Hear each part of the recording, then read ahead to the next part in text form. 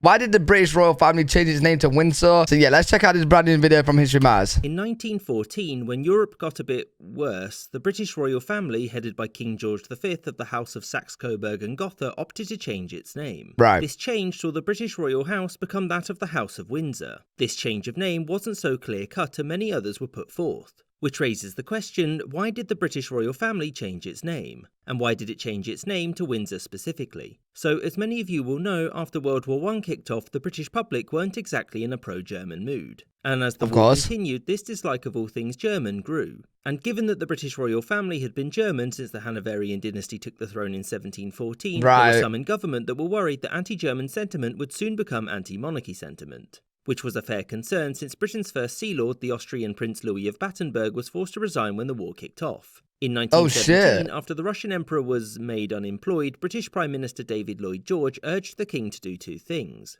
1. Renounce his German and Austrian titles, and 2. Change the family name to something more British. The King didn't want to do this because royal houses weren't something that you would traditionally rename on a whim. But he didn't want to get himself sarred, so he reluctantly agreed. King George personally wanted to take the name Stuart, to emphasise continuity with the last non-German royal house. Lloyd George said no because picking the name of a house that was overthrown and also one whose descendants pressed their claim on the throne during times of war was a bad look. I don't like the name. Yeah, that doesn't sit right with me anyway. King Stuart. As such, Lloyd George called up all of the previous living Liberal prime ministers to come up with a new name to get the King to agree. The first was Tudor, which was vetoed by the King since he felt that it was associated with head-slicing, religious turmoil and despotism. Plantagenet was rejected for being too French, whereas York and Lancaster were denied because I was going to say that sounds French. Of their association with civil war and insecure rule. So why was Windsor put forward? Well, the name was chosen by the King's private secretary, Lord Arthur Stamfordham. Whilst he and the royal family were staying at Windsor Castle, Stamfordham realised that Windsor was a suitable name for these reasons. First, Windsor Castle had been in the possession of the English and later British royal families for about 700 years at this point. Pretty cool.